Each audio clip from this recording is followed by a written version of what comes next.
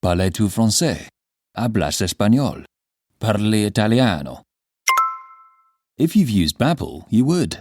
Babbel's conversation-based techniques teaches you useful words and phrases to get you speaking quickly about the things you actually talk about in the real world.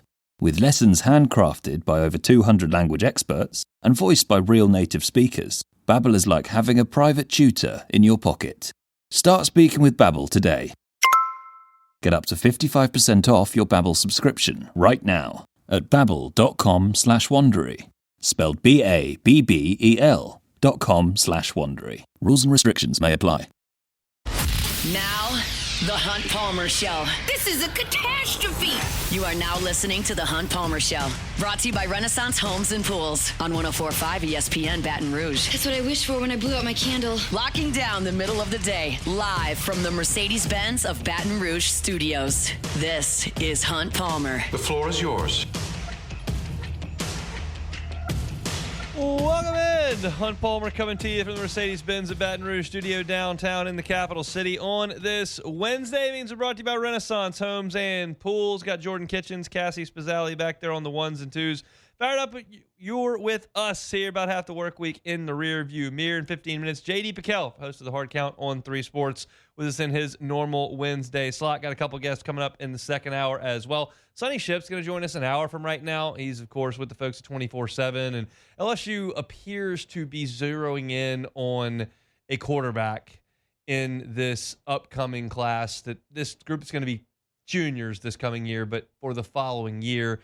There are, of course, 3 that LSU's been very, very much pursuing. Elijah Haven right here in Baton Rouge, and you got Houston up there at Evangel, and you got Colton Nussmeier over in Texas. We'll get Sonny's thoughts on all of that. Plus, Darius Gray set to make his announcement coming up on Friday, so I want a preview of that with Sonny coming up at 2 o'clock. And then Bob Brisbillo is going to be with us at 2:30. He covers the Oklahoma Sooners for Sooner Scoop. Want to talk a little bit about LSU's season-closing opponent in the bottom of the second hour. So we'll do all of that on today's show. We'll start things the way we do every single day with our Genesis opening drive. It's time for Hunt's opening drive, presented by Genesis of Baton Rouge. So I did a little piece over at LouisianaSports.net this morning. It's been up for free there today during the workday. And it was LSU's 5 most indispensable players for this year. You can read this either way you want to read it, depending on how you're wired. If you think that this is a big old jinx of a story, you can just choose to say these are the 5 most important guys that LSU has that are going to be really good for them this year. If you want to take it kind of literally the way that I put it, I'm just saying, well, if you miss some time here, they're like, who are the guys that are going to be the most difficult to replace? And that was the point of kind of putting the story together. Before I get into the rankings 1 through 5, I want to be very clear about this up front. This team has got a ton of depth. And there are a lot of places on this roster where I think a hiccup here with an injury there, you're just going to keep on rolling.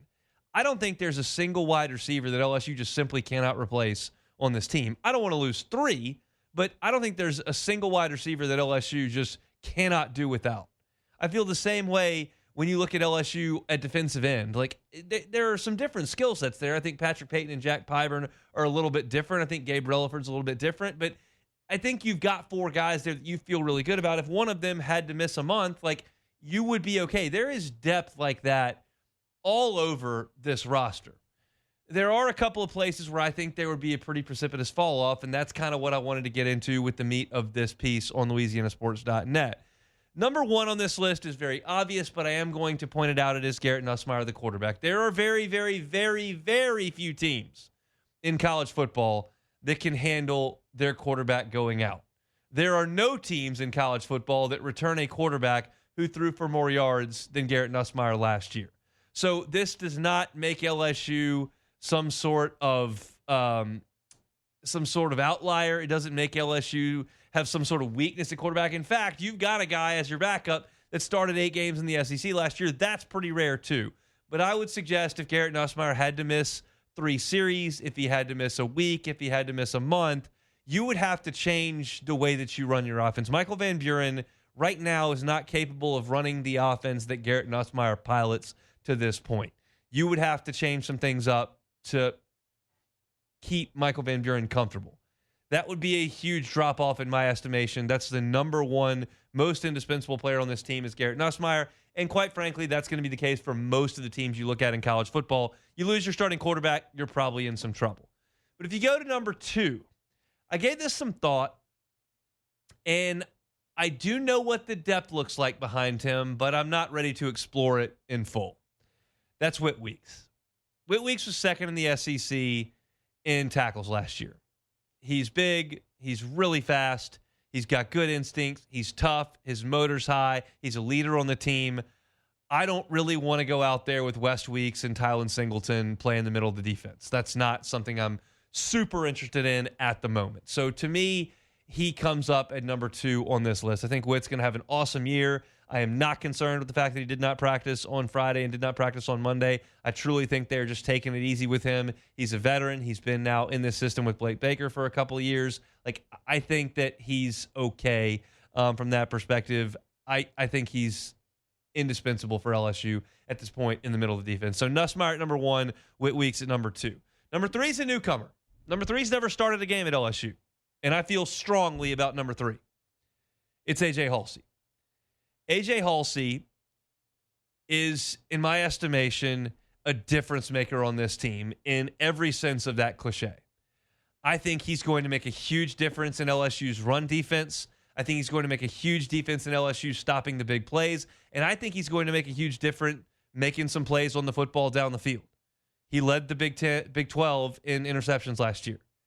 He was the Big 12 newcomer of the year before that.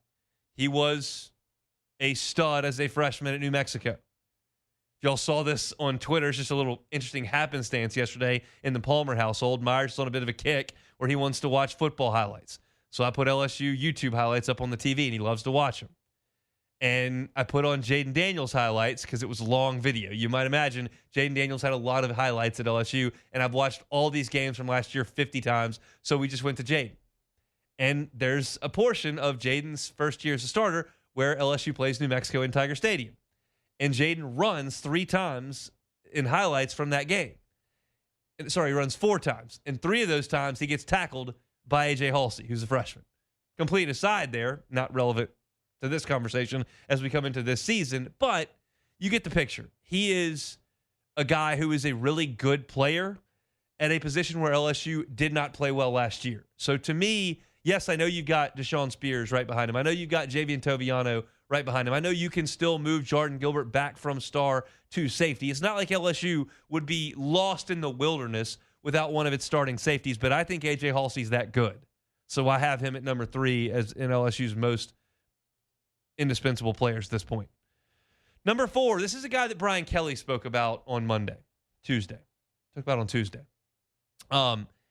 It's a guy that was working with the twos in the spring and a guy that was a solid player last year in a different place. It's Braylon Moore at center. Brian Kelly talked about how Moore is kind of the linchpin to make everything work. He's helping call out protections. He's making sure everything is set up. And, last year you had DJ Chester as your starting center. And you didn't give up a lot of sacks last year. And DJ Chester started every game. And he would be the second-team center if he went in. So it would be a guy that you already know what you're getting in him. But also, DJ Chester last year was playing between Garrett Dellinger and Miles Frazier. I'm not ready to put Josh Thompson and Paul Mabenga in that category yet. So you need somebody really strong at center. And I think Braylon Moore is very strong at center. He's been incredible in the one-on-one reps that he's done, that we've seen. And I think that there's reason to believe after a year starting in the ACC at center, another year starting at right guard, that he is a quality player in the middle of LSU's offense. I don't want to see him move out and put Chester back in there. I think Chester's good competing at the guard spot. I think you take a step back at center if Moore's not in there. So to me, Braylon Moore is number 4. That's 1, Garrett Nussmeier, 2, Whit Weeks, 3, A.J. Halsey, 4, Braylon Moore. And number 5, I could argue should be a little bit higher on this list. You could make that argument as well. This is where I settled on it. It's Caden Durham at number 5. Caleb Jackson's a talented guy. Harlem Berry is immensely talented. You've moved Juwan Johnson back there, who's dynamic with the ball in his hands. And I think LSU, with those 4 running backs, has enough depth. If Durham were to go down and then all of a sudden Caleb Jackson is getting 19 carries a game, I think you have stepped back a little bit. the reason I say that, if you had one of those phenomenal LSU offensive lines, the 2011 offensive line, the 2003 offensive line, some of those groups, Caleb Jackson would be a star because I think he would have a lot of room to run. I think he would get up to that full head of steam. I think he would run over some safeties. I think he would stiff arm some linebackers. I think he would bust some big gains. I think he would be a really quality running back on one of those teams. But when you're talking about a team that's struggling to create lanes and you need a guy to make guys miss in the hole to break tackles at the line of scrimmage, that's what Caden Durham's really good at. Caleb Jackson has not shown that aptitude, and I haven't seen that yet. Haven't been given the opportunity to see that from Harlem Berry, but at this point, at his size, it's kind of hard to imagine Harlem Berry taking 20 carries a game every week. So I think that 1 through 4, you're good. You got Durham up the front, lead dog. You got Jackson to change of pace. You've got Berry to come in when you need some fresh legs. And you've got Juwan Johnson as kind of a gadget guy who's dynamic with the ball. Like, that's a good enough room at running back. But if Durham went out and everybody had to move up a peg, then it's not what it needs to be, to me. And to only have 3 SEC running backs at that point would be too light. So Caden Durham is, to me, the 5th guy on this list as an indispensable player based on what's behind him. I think Durham's going to have an awesome year. I think Moore's going to have a very good year. I'm super, super excited for y'all to get a chance to see A.J. Halsey. I think you'll be thrilled with the way that he plays position at safety. You know what Whit Weeks is. You know what it could be without him. And then, of course, you're starting quarterback in Garrett Nussmeier. You just don't want to go out there and play without your dude at quarterback. So that's my 5 guys who are indispensable for this LSU football roster. If you're in the Bayou Ford chat, want to let me know who you think I missed out on there. If you think that it ought to be somebody at the wide receiver spot that you don't want to go on without. If you think that Mansour Delane is just a veteran corner you don't want to play without. If you feel like Patrick Payton gives the best pass rush ability or Jack Pyburn is the best at setting the edge on the defense. If you feel like Bernard Gooden at this point is somebody you cannot play without. I can listen to those arguments for sure. These are the 5 that I came up with, put them up on LouisianaSports.net this morning, and that's kind of my story, but I'm open to your suggestions in the Bayou Ford chat on YouTube. Also, those of you that are on YouTube currently, fire some what if status. We'll get to those in 15 minutes. Got a couple rolling in on Twitter. Going to get to some from the Bayou Ford chat as well. We're off and running here on this Wednesday edition of the Hunt Palmer Show. We're brought to you by Renaissance Homes and Pools. When we come back, I think we're going to chat with our guy, JD Pickell from On3 Sports in his weekly spot. If he's not available in the next 3 minutes, maybe we'll back things up to 1:30 and do that moving forward. I think we're good with JD, but we'll see when we come back. The Hunt Palmer Show. One Bath and Closets. OneBathAndClosets.com is the website. David Duvall and his team, 30 years redesigning and remodeling bathrooms and closets. As I mentioned yesterday, I had a chance to sit down at breakfast with David and talk about his business. Things are going phenomenally well for them, and that's a testament to you guys who listen to us and patronize our sponsors. He's had an amazing response to our partnership, and that thrills us here on the Hunt Palmer Show. If you're looking for something like a tub-to-shower conversion, you're going, well, how much time does that take? Like, I live here. I don't want to have contractors in and out and have not used my bathroom. A tub-to-shower conversion, I talked to David yesterday, can be done in 3 to 5 days. You're talking about less than a week to take out that tub that you don't ever use and put in a shower. David and his team can do it all. They handle the plumbing. They handle that installation. They can do all your floor work. If there's work that needs to be done on the vanity or an installation of a closet in somewhere, you can do all of that at One Bath and Closets. Go check out the website, onebathandclosets.com. You can see pictures of their great work. You can see the reviews from their satisfied clients. You can get that free consultation online at onebathandclosets.com. It's onebathandclosets.com. This is the Hunt Palmer Show, brought to you by Renaissance Homes and Pools.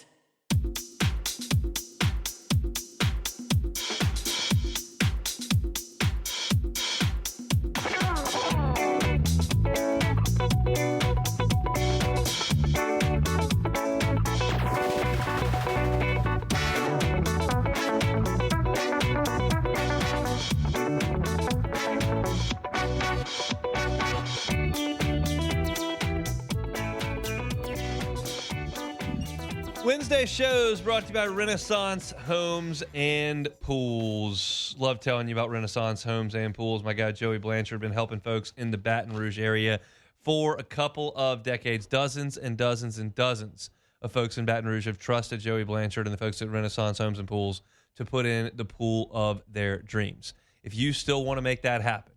Getting late in the summer at this point, we realize that, but that doesn't mean it's too late to make that phone call. You can customize a pool however you would like it done. If you are looking for a cocktail pool that's short, you just want to jump in and cool off and have a beverage, that's fine. If you got kiddos, grandkids, want to make sure that it's comfortable for them, do that as well. Joey's got experience with all of that. If you have no idea what you'd like to do, but you just know you'd really like to put a pool in, Joey can help you every step of the way. And the beauty of working with Renaissance Homes and Pools is you know that you're dealing with the owner of the company from start to finish. Joey will be there for the consultation.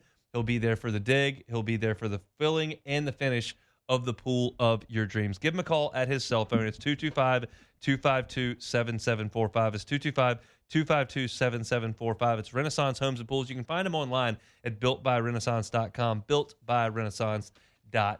Chugging right along here on a Wednesday edition of the Hunt Palmer Show. Reminder, a lot to do in the second hour today. A couple of guests that I'm excited to chat with. We'll hear from Sonny Shipp from 24/7 talking LSU quarterback recruiting. And then Brock Bisbilla covers Oklahoma for Sooner Scoop. He's going to be along to talk about Brent Venables' team with John Mateer, brand new offensive coordinator, and Ben Arbuckle. And LSU's going to play at Norman in the final game of the regular season. Could be a monster game for both programs. So excited to chat with Bob Prisbilla in the second hour about the Oklahoma Sooners.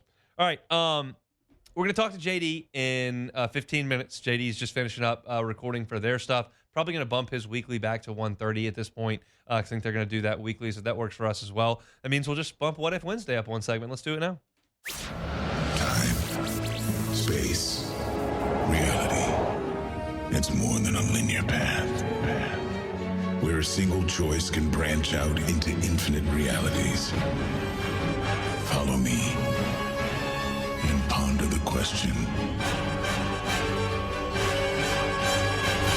what if? All right, let's kick this bad boy off. So what if Woodward went with Kiffin instead of Kelly? Would LSU would be in a different position or the same? So, first of all, he was never going to do that because that's just not going to be a marriage that works. Scott Woodward and Lane Kiffin probably not going to see eye to eye on a lot there. I am a fan of Kiffin. I would have been a fan if LSU would have brought him in. I think he brings excitement. I think he brings cutting-edge offense. I think he brings a lot of points. And I think he would have won a lot of games at LSU. Here's the deal, though, that I do have to admit with the fact that I like Lane Kiffin. He did a bad job last year. Lane Kiffin did a bad job last year because that team, I watched them in person. A lot of you did as well. That was a very, very, very talented team. They had a first-round draft pick at quarterback. They had NFL guys on offense and defense. They were very talented. They lost to Kentucky at home, who went 1-7 in the league. They went to Florida and got beat, and they should not have lost inside Tiger Stadium to that team. They should not have. They should have won that game. Kiffin did a bad job last year. And to this point, what is his crowning achievement? Like, making Ole Miss relevant annually? Making Ole Miss a top 20 program in the country? Sure, but there's not anything to show for it in the trophy case. So I like Lane Kiffin. I think he would do some good things at LSU. I think LSU has more advantages than Ole Miss, and I think he's thought creatively at Ole Miss. But I can't promise you that LSU would be in a different position. Brian Kelly's got kind of the opportunity this year that Lane Kiffin had last year. We'll see if he can cash in on what Lane Kiffin couldn't cash in on. I think LSU, again, is a more advantageous place to coach than Ole Miss.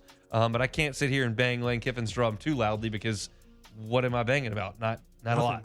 Twitter troll, basically. Yep. All right, so not really a what if, but a what would you rather? Would you rather have the 2019 LSU offense or the 2011 LSU defense? Both elite, no question. I'm going to take the 2019 LSU offense, and I'll take my chances. Okay, yeah. They're going to score in every game of consequence. They're going to score 40 points. Yeah, I got a pretty good chance to win at that point. I don't know what college defense is going to be able to put up a fight against that group. Burrow was unstoppable. The offensive line had 4 guys that started an NFL game, which we didn't really realize at the time. Damian Lewis has had a really nice career. Christian Berry became the highest paid center in the league. Sadiq Charles was a starter on the offensive line as well. Austin Dekiel has played for a couple of teams. Like, you know, those dudes are really good.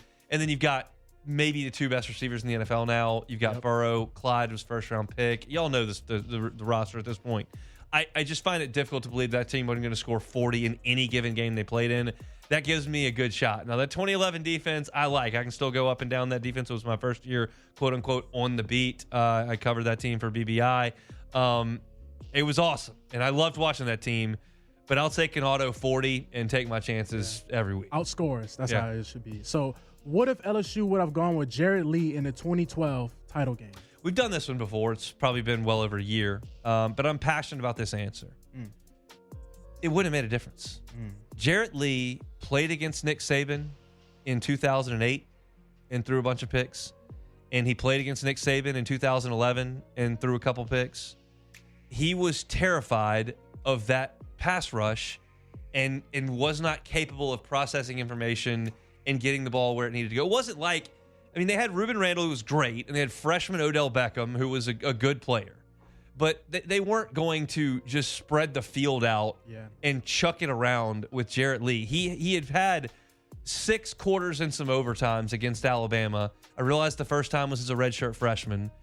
But it just, to me, Jarrett needed his team to dominate on the ground and to impose its will for him to be a really good quarterback. And he did a great job early in that season. He did a great job against West Virginia. He did a great job against Oregon. He did a great job in some of those games, Mississippi State.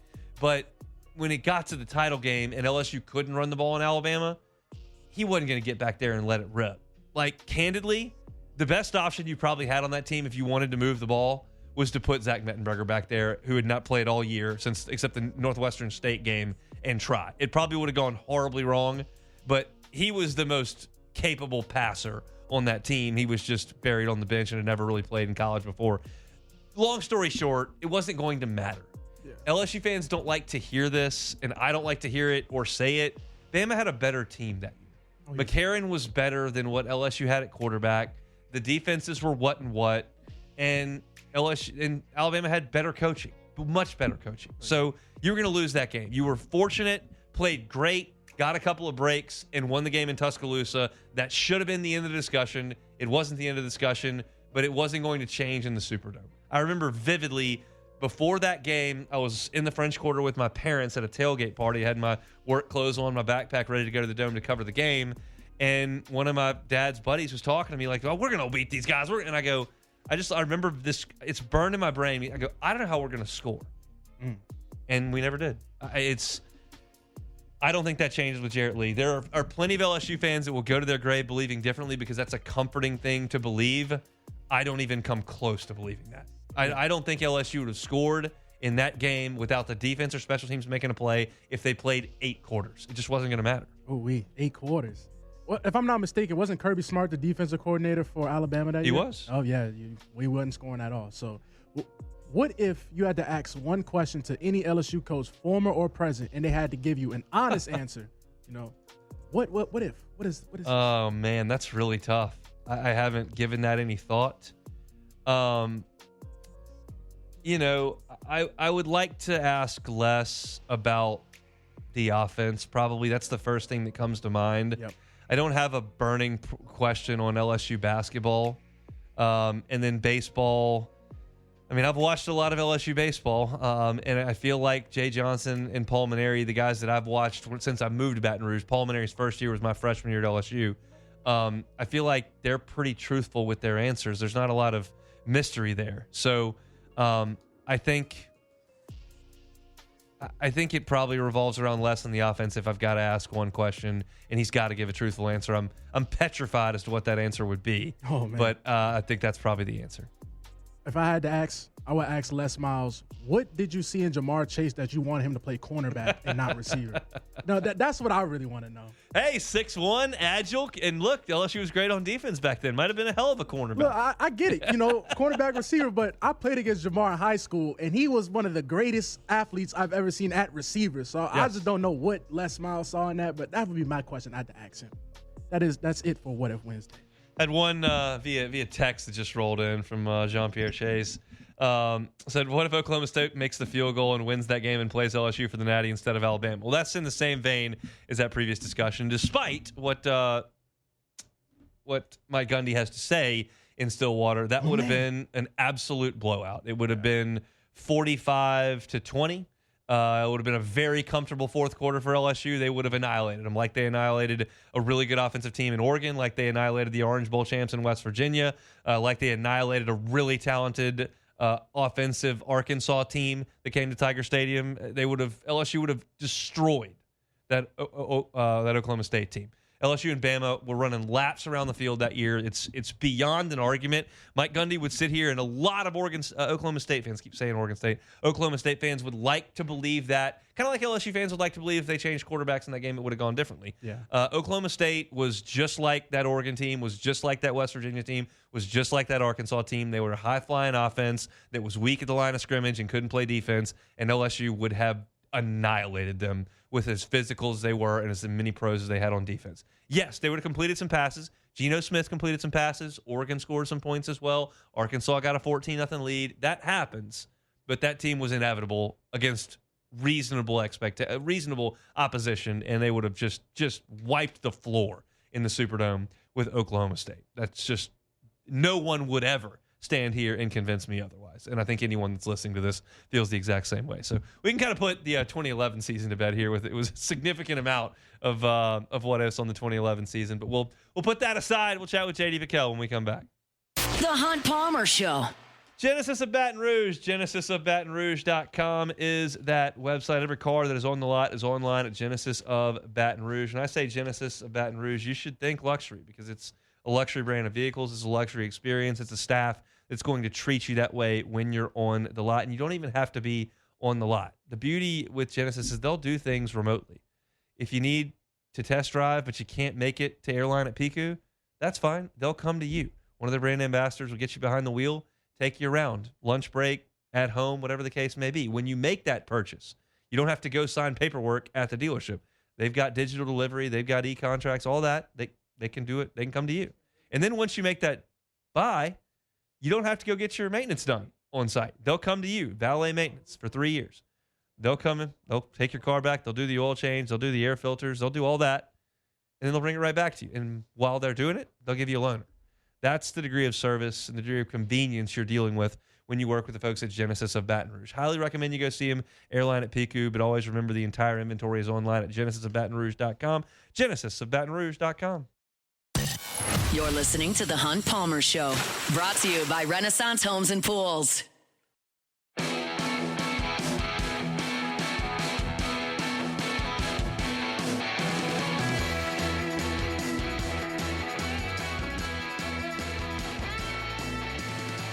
Chugging right along here, Wednesday edition of the Hunt Palmer Show. Starting to work towards that weekend here. Hope your week is off to a great start. JD Pickell, host of the Hard Count on 3 Sports, with us every Wednesday as we get ready for week 0 in the college football season. I would imagine there's going to be some energy coming on the other end of that phone line. JD, how are we feeling? Man, I'm fired up. I'm extremely fired up. So the name of our show is the Hard Count. I had a false start on my end, Hunt. I had a false start on my end. Usually we're 15 minutes ahead. But you were gracious enough to say, hey, let's reset it. Let's re-rack this whole thing. We'll go to the 1st and 10. And you waived off the penalty. So I appreciate you for that. I'm so fired up for a new season. Great to hear your voice on the other end of this call. Notre Dame named a quarterback. What do we know? We don't know anything. And I'll say this, too. I don't think that thing's actually over. I know we named a starter from social media. We put out the QB1 graphic. I would be very surprised if C.J. Carr goes out there against Miami, throws a couple of picks, they lose the game because of those turnovers, and it's like, yep, he's our guy. Because the interesting thing about their quarterback situation is if it doesn't go right against Miami, they got a full week and then another week. They got a full week and a game week, bye, and then they play A&M to make a switch and make a pivot. And, Hunt, to be honest, everything I was hearing out of South Bend was, hey, like, Minchie looks the best. Hey, Minchie makes this offense go. Hey, C.J. Carr makes too many mistakes. That was the buzz I was hearing. I was fully prepared for it to be Kenny Minchie. So that buzz paired with the runway they have to switch quarterbacks if it doesn't go awesome in week 1 makes me think that it's going to take the Miami game for C.J. Carr to truly solidify himself as the guy in South Bend. I did not think Mike Denbrock asked Riley Leonard to do very much last year. When I watched Notre Dame, it was a lot of safe stuff. It was a lot of run the ball with maybe the best running back in the country, and their defense was great. Are they going to have to ask their quarterback to do more this year, or are they still in a position roster-wise to try to run it and play defense? I think they will need to ask him to do more throwing the football downfield, like what you just said. Like, I think the receiver room is just too good to have them be a bunch of Jimmys and Joes that do 3.5 quarters of cardio and catch some footballs now and then during the game to get back to where they want to go. Like, as much as Riley Leonard probably left a lot to be desired as a passer, he still ran for like 900 yards and 17 touchdowns on the ground. So, like, if you're telling me that's not going to be C.J. Carr's bag, there needs to be something down the field that's of substance offensively, which I guess is the reason why they went with the C.J. Carr, is what I'd have to believe. But I think one way or another, there will be the quarterback run game in there with Kenny Minchey. I think he'll have a role even if he's not the guy. But to answer your question directly, got to have more offensively for Notre Dame this year. Got to be more dynamic offensively, and especially that first 2-week stretch with Miami and then A&M. All right, let's talk some conference champions here, big picture stuff. I guess we can start maybe with the weakest, in my estimation, of the Power Four in the Big 12. Do you like a playoff favorite in the Big 12 that potentially could make some noise? I just think it's funny how everyone's gone about the Big 12, huh? Like the powers that be and like the media day for the Big 12 just said, no, we're not doing a Big 12 media poll preseason. We're not doing it. Because we did this last year, and y'all picked the team to finish last and actually won the conference. So, like, if there's somebody that can make money on betting the Big 12, let me know after the show, and we can get together. The team that I like, though, in the Big 12 is Baylor, not just because my wife went there and it'd be probably uncomfortable at home if I didn't pick them. They have the most workable November schedule that I see in this conference. And I don't know if you remember last year, Hunt, but for us on our show, we're doing like Pythagorean theorem and quadratic formula to figure out who has a chance in November, and it turns out it was everybody. Yep. So if it comes down to November again, I think Baylor's workable schedule in November with the quarterback, with a lot of returning production, would be the horse that I'd bet on. A lot of folks in this part of the world would not hate that. Still a lot of Dave Aranda fans in Tiger Country. So LSU played them in the Texas Bowl last year. Sawyer Robinson's a talented quarterback. Hopefully Coach Aranda can get the folks coached up over there at Baylor. Let's go over to the ACC. LSU will certainly play Clemson. Is that your favorite in the league? Who else do you like? I kind of feel silly not picking Clemson, to be honest. Like, they may legitimately be the most talented team in college football. And when you're the most talented team in college football and you play in the ACC, you should win the conference. My call for the ACC, though, outside of Clemson is kind of like, you ever watch The Bachelor, Hunt? Yeah. Like, and this is not, trying to incriminate you in watching a show like The Bachelor, but like it amazes me. The first episode, they talk to each other for 15 minutes. They're like, I think I'm in love. Like, they talk themselves into it so quickly. I'm kind of like that across the ACC outside of Clemson. I can talk myself into Pitt. I think Cade Bell's one of the best young OCs in the sport.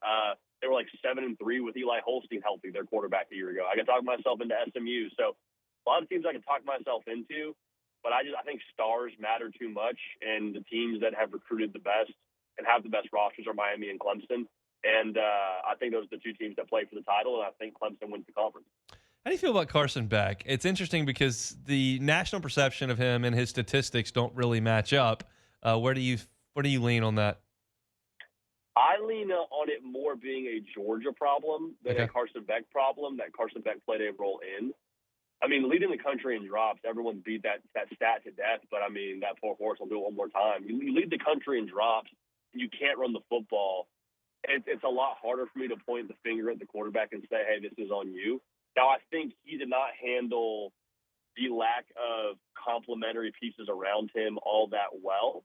Like, I think he started to force things a lot, and that got Georgia and himself in trouble quite a bit. But I think that overall, like, ability-wise, I don't have any reservations around Carson Beck, and I think he'll be a first-round pick when it's all said and done at the end of this year. The question is there enough around him on the defensive side for Miami to where they can be a team that gets over the hump and makes the playoff? I have reservations there. We'll go to the Big Ten, but first, just random that I was thinking while you were talking about Miami and their talent. How do you handicap Miami and Florida in Miami in a month's time? Right now, I would probably lean, if I get a healthy DJ Lagway, I'd probably lean taking in the home field for Miami with the probably like Florida -4.5. Okay. Feels like a fair line to me. Is there an early line on that out right now that you see? I'm sure there is one, but I don't know what it is. But that would suggest you think that Florida's probably a touchdown better than Miami on a neutral field. Do you feel that way? I think so. Yeah, Okay. I think so. I mean, Florida. It's so funny. Like, I don't think anybody's out on Florida from a roster level. Everyone's just so out on their schedule, which is a big reason why I'm like, hey, I know that you've waited a long time, Florida fans, to be back to the top tier in college football, but like 8 or 9 wins this year, you really want to blow up the roster and fire Billy Napier and say DJ Lagway, like put him at a crossroads to come back at Florida or hit the portal and play for somewhere. Like, I don't love that idea. So Florida fans hate hearing that, but I think that the roster is really one of the better rosters in the SEC, and honestly probably college football with how talented they are. They just have the squid games for their schedule.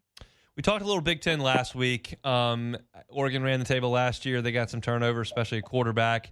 Ohio State's obviously always talented, and they've got turnover at quarterback as well. How do you handicap the Big Ten this year? I still think Ohio State is the team to beat from a talent level. I say still just because they won the national championship, even though they didn't win the conference last year. It's really interesting because Penn State, like I'm sure you've heard this ad nauseum, everyone's saying this is the year. This is the year. They brought everyone back. It's just like Ohio State and Michigan, except for it's like, well, yeah, I guess it's kind of like Ohio State and Michigan, except Ohio State and Michigan had like a guaranteed double-digit amount of draft picks. Like, I like Drew Aller. I don't know if I love Drew Aller. I would put Ohio State as the favorite. I'd put Penn State probably at 2. I'd put Oregon at 3. I'm not sure what it actually says right now on any given book. I would say this, though. I think that Oregon is being massively overlooked in this whole discussion. I think that they are, this is what I said last week, I think, when we were together, like less proven, sure, less talented. I don't buy that. 2 top 10 recruiting classes, 2 top 5 portal classes in the last 2 years. Like, I think they're still teeming with ability, and I still think they're in the top echelon of the Big Ten as well. So I will go ahead and say Ohio State wins the conference, but I think you get 3 in there from that conference to the playoff between Oregon and Penn State as well. Let's go to the Southeastern Conference. Feels like the top 4 is generally a consensus with Texas, Georgia, Alabama, and LSU. Do you feel that way? I do feel that way. I think that 5th spot gets really intriguing to me as to, like, do you like what we just said about Florida? Do you like at Oklahoma? I think we get 5 teams in from the SEC this year, Hunt. I think what Georgia is this year is so interesting because I think if you're fading Georgia, this is probably the year to do it, right? I mean, new quarterback. It didn't really look all that Georgia-ish a year ago with, what they were on defense. But the more that we sit with it, we did a segment on our show today, things that as the season gets closer, the things that maybe you're feeling less settled on. I didn't have Georgia in my SEC title game when we did our preseason predictions.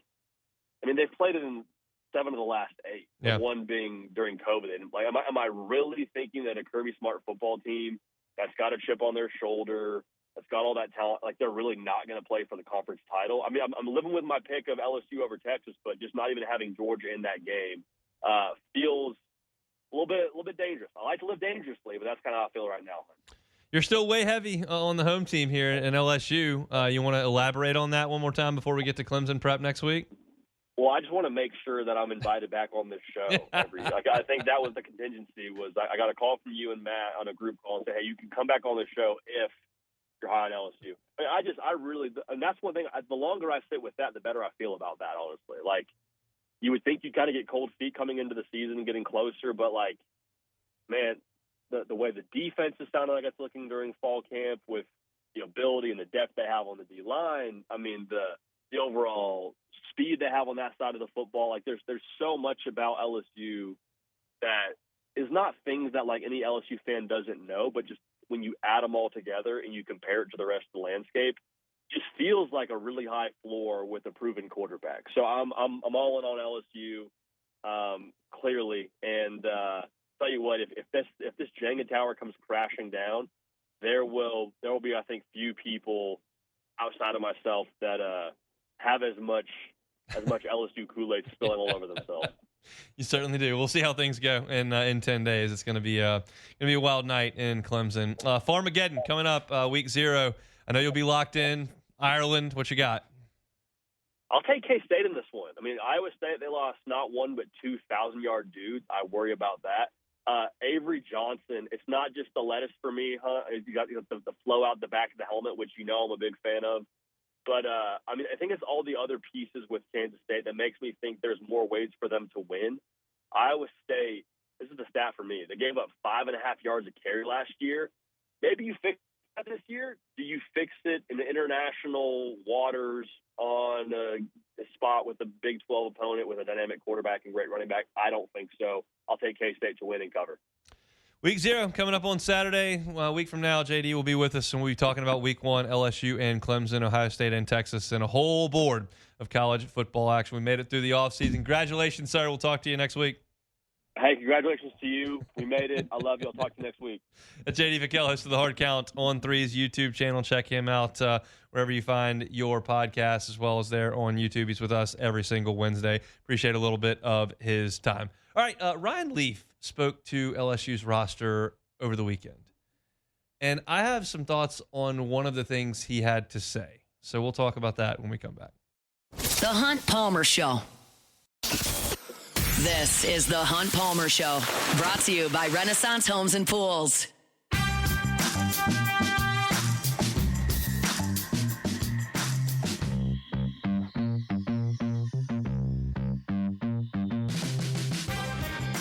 Wednesday shows brought to you by Renaissance Homes and Pools. Looking for the pool of your dreams? Contact my guy Joey Blanchard and Renaissance Homes and Pools. You can find them online, builtbyrenaissance.com, builtbyrenaissance.com. Ryan Leaf, of course, y'all familiar with Ryan Leaf, Rose Bowl quarterback of Washington State, second pick in the draft, and is known as one of the biggest busts in the history of the National Football League. Dealt with an addiction issue as well, and has come out on the other side of all of that and has become a motivational speaker and has become a successful contributing member of society despite the issues that he had on the football field and then right after his playing career was over.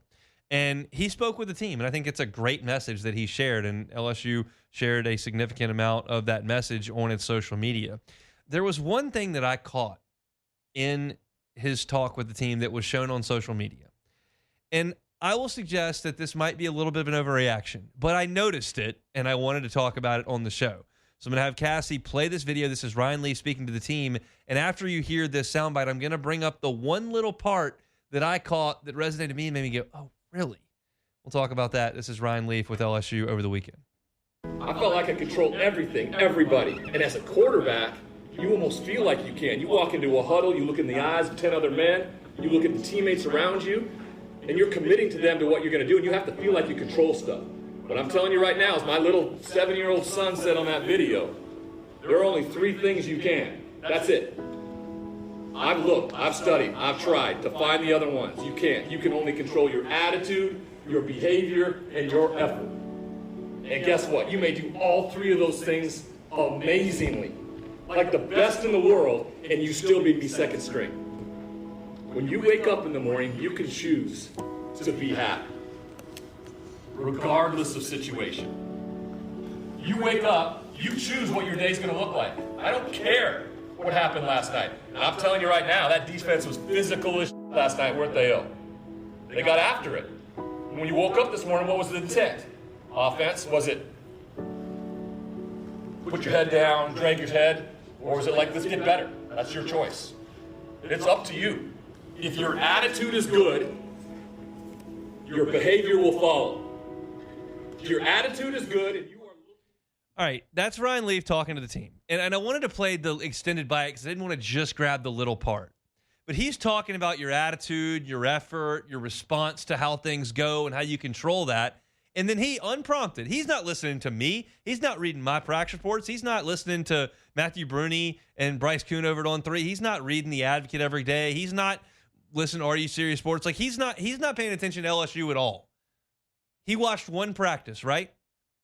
And he noticed enough in that one practice where he, during the course of his message about attitude, said, hey, that defense was real physical last night. Oh, you didn't wake up this morning and go, oh, like, he noticed that the defense took it to the offense when he was able to watch. Enough that it was part of his message in responding to adversity, right? This is reinforcing something that has become apparent now. This is not arguable. The offense has won plays over the course of camp. They've won some plays. The defense has won days. The defense has won days. And that will be the lingering take from this fall camp. What that means for next Saturday, I can't spell out perfectly. If I could, I would go to LeBears and place a huge bet. I can't. I don't. But it's evidence to me that Ryan Leaf, who knows football, he might not have been a great pro, but he knows football, watched LSU one day and said, oh, D kicked the offense's butt. And I've sat in this chair most of the time talking about the practices and scrimmages that we've seen where the defense has kicked the offense's butt. I think it is reasonable to draw from the last 5 weeks that LSU's defense has controlled camp. The offense has won plays. Nussmeier's hit the ball down the field. Durham's busted some big ones. And I like the offensive talent on this team. I think there is a significant reason to believe that this defense is very good. And I think there is significant reason to believe the offense is still finding itself a little bit. You don't have a lot of time. We'll see. It could be an overreaction. I will admit to that. But I don't think, as I've laid this out, that the dots that I'm connecting are unfathomable to connect. Defense has won camp. We'll see what happens over the course of 12 games. That's it for hour number 1. We're going to step aside, talk some recruiting. LSU's lasering in on some quarterbacks. Where could they be committing? Sonny Ship at 24/7 after national headlines. The Hunt Palmer Show.